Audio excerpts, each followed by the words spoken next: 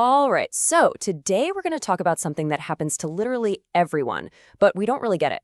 We're diving into why our brains are actually designed to forget things.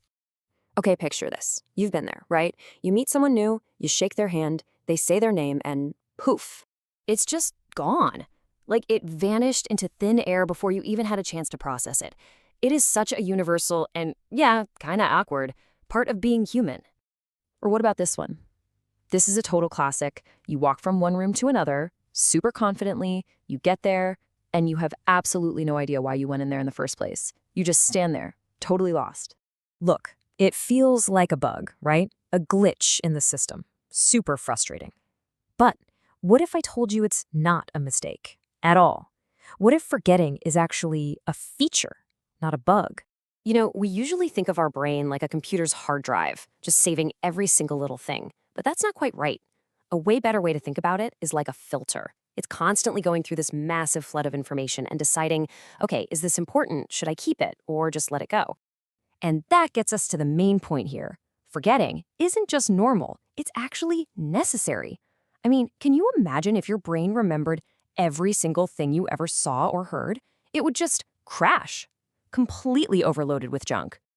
So your brain's running this little program in the background all the time, asking one simple question. Is this important? And if the answer is nope, it just lets that memory fade away. That makes space for the stuff that actually matters. So how does it decide what to keep and what to toss? Well, it basically comes down to this simple three-step process. You've got encoding, storage, and retrieval. Okay, first up is encoding, and this one is huge. Your brain can't store what you don't actually pay attention to. Think about it. That's why trying to study while you're also scrolling on your phone just doesn't work. Your attention is split, so you're not really encoding anything. Next up, storage. This explains why some memories feel like they're in high definition and others are super blurry. Things with strong emotions attached to them, they stick like glue. Same with repetition. That's totally why you can remember that one embarrassing thing you did a decade ago, but you have no clue what you had for lunch yesterday. And last, we've got retrieval. This is that tip of the tongue thing we all hate. The crazy part is, the memory is there. It's stored just fine. You just can't find the file path to open it right then. And then, of course, hours later, when you're doing something totally different, bam, it just pops right into your head. So yeah, that's just a little hiccup in what's actually a pretty amazing system. But there is one thing that can just throw a wrench into the whole works: encoding, storage, and retrieval. And that one thing, it's stress. The moment you're under stress, your brain completely changes its priorities. Yeah, it basically goes into full-on survival mode. It stops caring about high-level stuff like making detailed memories and focuses on one thing: dealing with whatever it thinks is a threat. So it's really no surprise that you get way more forgetful when you're overwhelmed or just plain exhausted. So what's the big takeaway from all this? Well, we really need to stop beating ourselves up about forgetting things.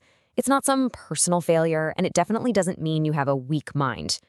Actually, it's the exact opposite. It's the sign of a super efficient brain. It's your brain doing a cleanup, optimizing itself and getting rid of old junk to make room for new stuff that's actually important. When you get right down to it, your brain's strategy is pretty simple. It's basically use it or lose it. It keeps the stuff you use all the time, and it smartly gets rid of the clutter that you don't need. So the next time you blank on a name or find yourself standing in the kitchen for no reason, just don't freak out. Take a breath, and remember, that's not a glitch. That is your brain doing its job and doing it perfectly. And that leaves us with one final thought. Since your brain holds on to what you focus on, what are you going to choose to remember today?